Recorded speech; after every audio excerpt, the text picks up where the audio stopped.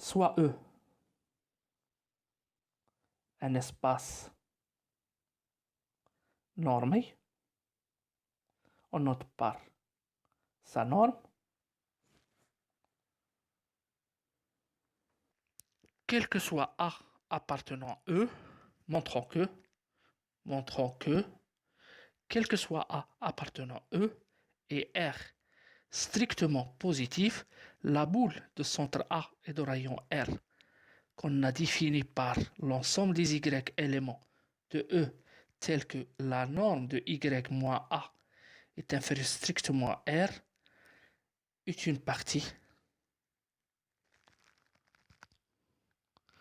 ouverte de E.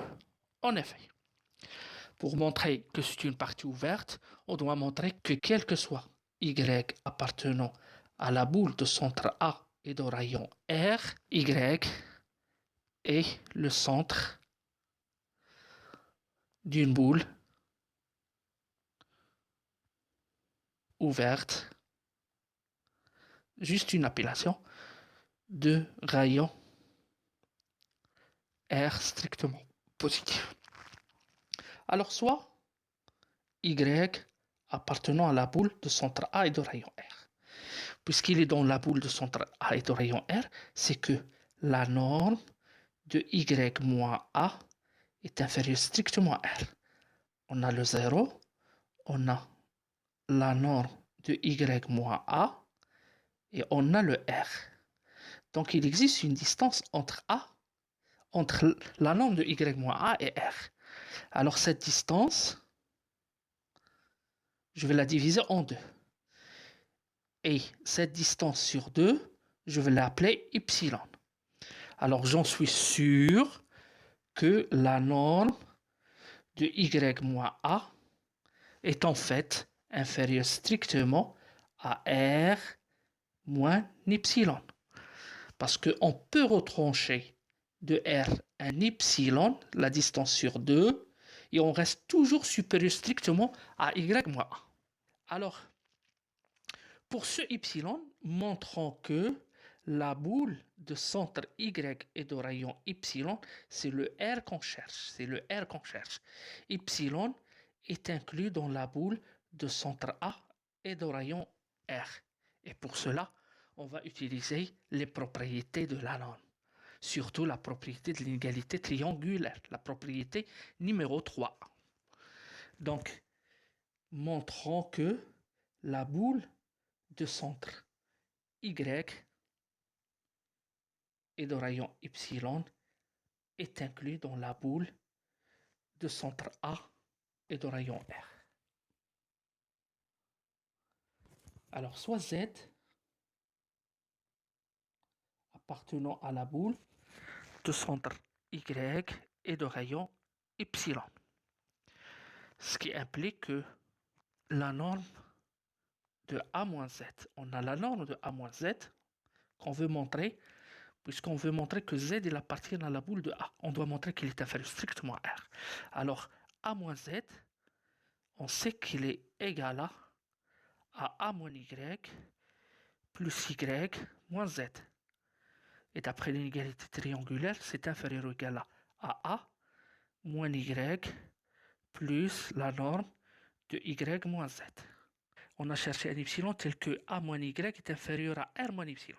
Donc cette quantité est inférieure à R moins epsilon plus cette quantité, puisque Z appartenant à la boule de centre Y est inférieure à epsilon, inférieur strictement epsilon. Donc c'est égal à R. Ce qui montre que la boule de centre Y et de rayon epsilon est inclus dans la boule de centre A et de rayon R.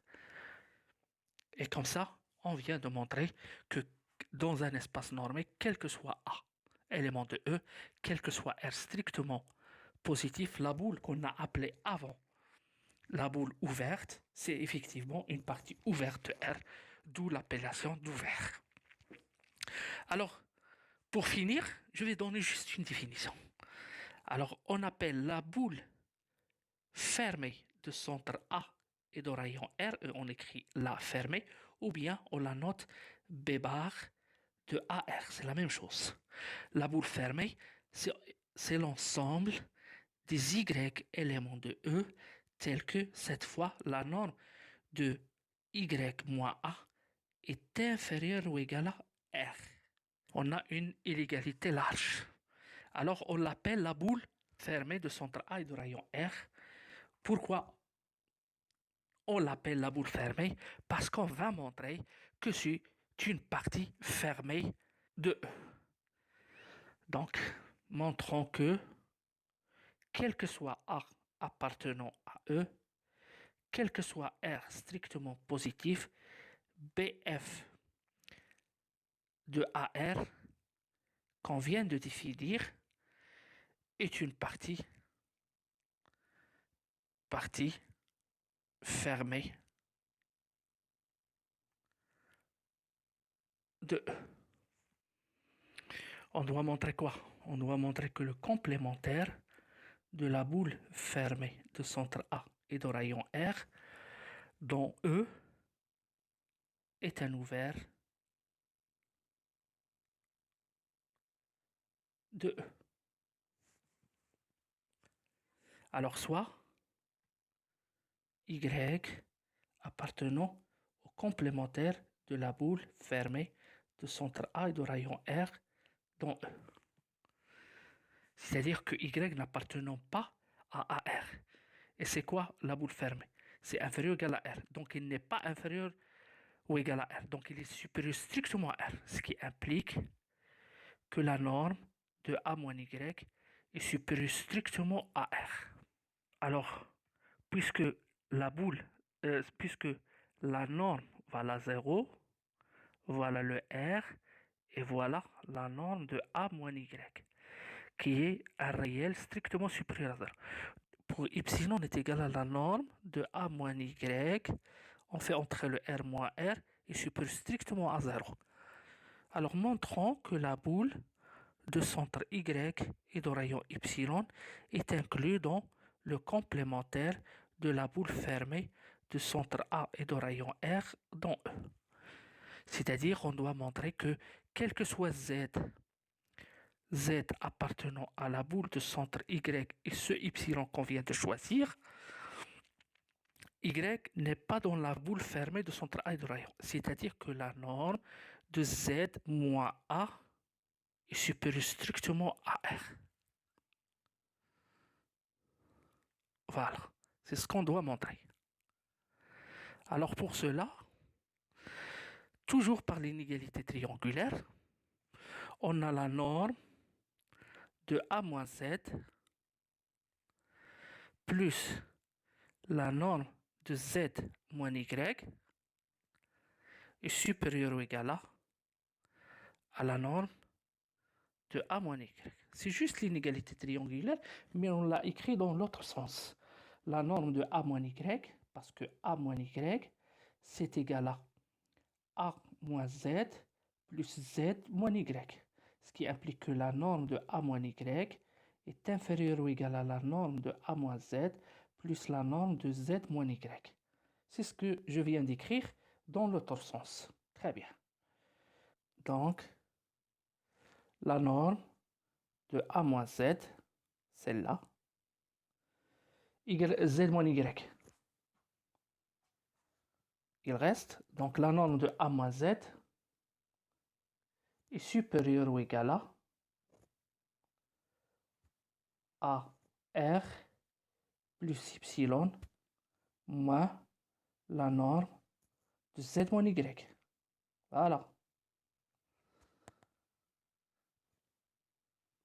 Et puisque Z, elle est dans la boule de centre Y et de rayon Y, on a Y est supérieur strictement à la norme de Z moins Y. Et donc, qu'est-ce qu'on aura? On aura la norme de A moins Z est supérieur strictement à R plus Y moins la norme de Z moins Y.